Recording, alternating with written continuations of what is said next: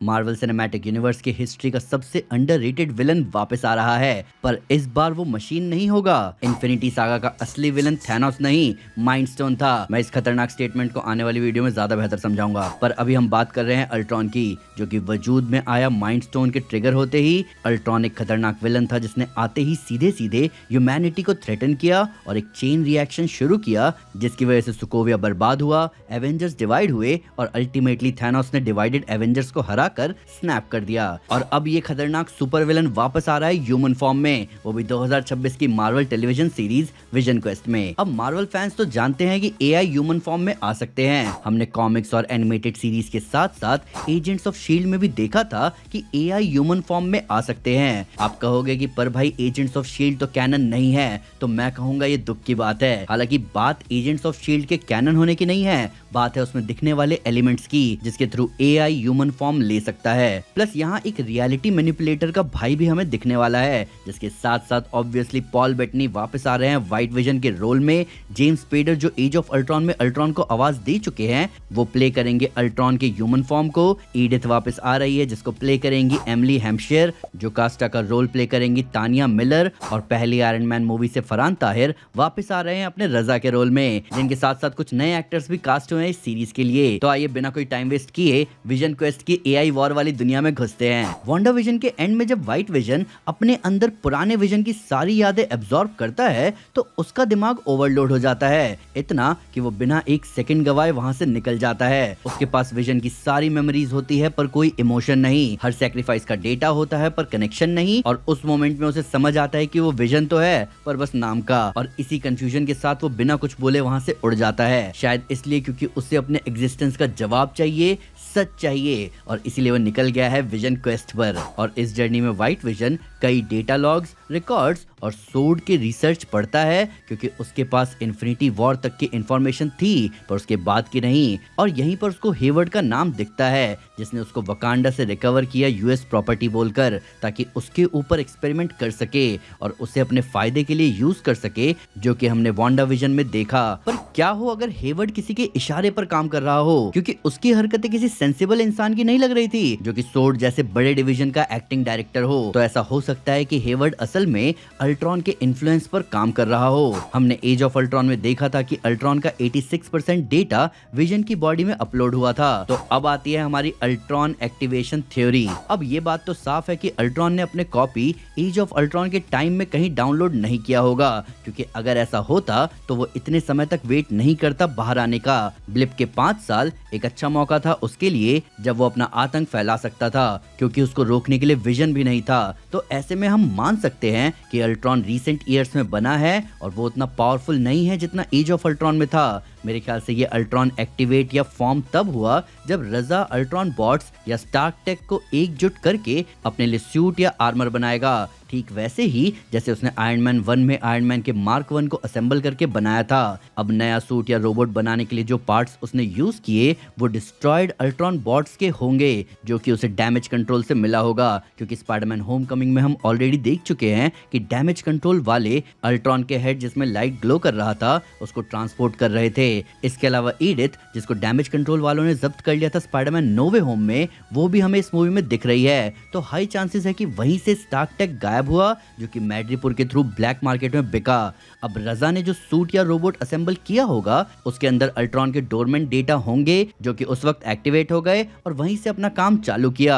शुरू में तो उसने रजा की बात मानी होगी ताकि अपने आप को और बेहतर बना ले, ताकि रजा चाहकर भी उसे डिस्ट्रॉय ना कर सके। पर एक बार जैसे ही वो पावरफुल बन जाएगा वो रजा को साइड कर देगा। अब अल्ट्रॉन का मैड्रिपुर में होना एक कोइंसिडेंस नहीं बल्कि एक केयरफुली प्लान्ड मूव होगा, क्योंकि मैड्रिपुर दुनिया का एक ऐसा कोना है जहां इंसान और मशीन में फर्क करने वाला कोई नहीं है। ये जगह एक डिजिटल ब्लैक मार्केट बन चुकी है, जहां एआई एक्सपेरिमेंटेशन पर कोई रिस्ट्रिक्शन नहीं, कोई गवर्नेंस नहीं है। अल्ट्रॉन जैसे एआई के लिए ये परफेक्ट लोकेशन है अपने प्लान्स को साइलेंटली एग्जीक्यूट करने के लिए। और इस प्लान में उसका साथ शैरन कार्टर ने दिया होगा, जो कि इतने समय तक मैड्रिपुर में थी। शैरन का अचानक से यूएस में एक ऐसी जगह फिट हो जाना जहां से वो वेपन्स आराम से ब्लैक मार्केट को बेच सके, कोई कोइंसिडेंस नहीं बल्कि सोची समझी चाल लगती है। Sharon Falcon the Winter Soldier के एंड में कोर्ट से निकलते वक्त बोलती है things are about to get better for us, और वो आगे वी वर्ड का यूज करती है, ये इंप्लाई करते हुए हुए कि वो किसी के साथ मिलकर काम कर रही है जो कि अल्ट्रॉन हो सकता है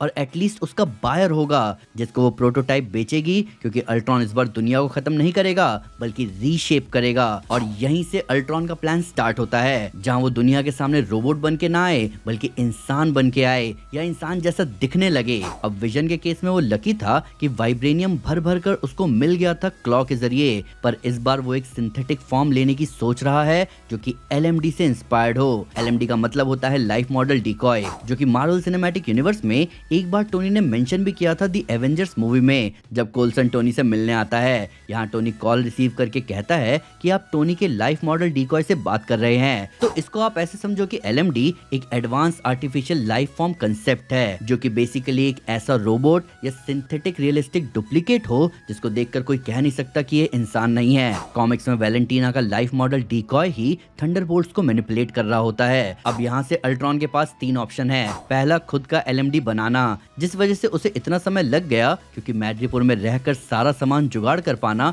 उतना आसान भी नहीं था।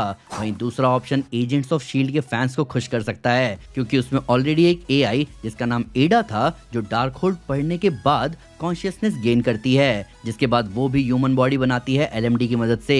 इसके अलावा अपने एजेंट फिल कोल्सन का भी LMD वर्जन दिख चुका है। अब हमें पता है कि विजन क्वेस्ट में जो मॉलिका है वो मोस्ट प्रोबेबली वीकन यानी बिली के भाई टॉमी का रोल प्ले करेगा, और चांसेस है कि एगाथा के साथ साथ बिली भी हमें विजन क्वेस्ट में दिखे। अब ये थोड़ा सा स्ट्रेच है, पर एजेंट्स ऑफ शील्ड वाली एडा ने भी डार्क होल्ड यूज किया था और एगाथा भी उसको पढ़ चुकी है, तो एक कॉमन फैक्टर यहाँ ड्रॉ होता है। इसके अलावा एजेंट्स ऑफ शील्ड अगर मार्वल कैनन कर दे जैसे डेयरडेविल बॉर्न अगेन को किया, तो उस केस में आराम से घोस्ट राइडर के वापस आने के चांसेस बन सकते हैं। खैर, ज्यादा ऑफ टॉपिक ना जाते हुए थर्ड ऑप्शन पर आते हैं, जो कि है टोनी स्टार्क का कोई हिडन बैकअप प्रोजेक्ट जिसमें LMD हो। जैसे टोनी ने एडिथ बनाया था जो उसके मरने के बाद पीटर को मिला, वैसे ही उसने LMD प्रोजेक्ट पर भी काम किया होगा जो कि जरूरत पड़ने पर सामने आए, पर वो प्रोजेक्ट अल्ट्रॉन के हाथ लग गया जिस वजह से वो आज तक हमें नहीं दिखा। इस पॉइंट को रखने का बेस यही है कि अल्ट्रॉन मैड्रिपुर में अपने आप को LMD में ही जिंदा रख पाता है, पर टोनी के दूसरे AI जैसे एडिथ को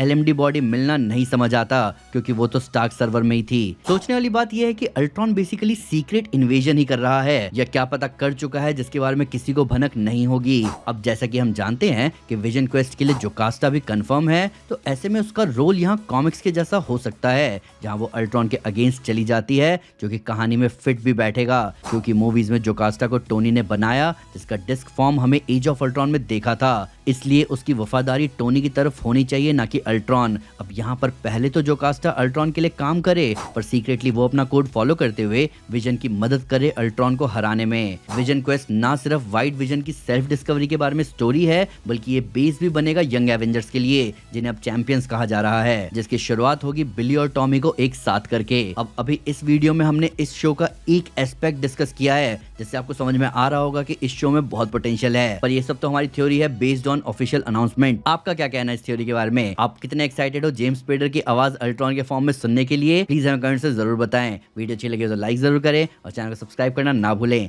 साथ ही साथ एक स्टेप आगे आकर अपने फेवरेट चैनल को सपोर्ट करें मेंबरशिप लेकर। Thank you guys, this is Aman Sinha, you are super super. Piece.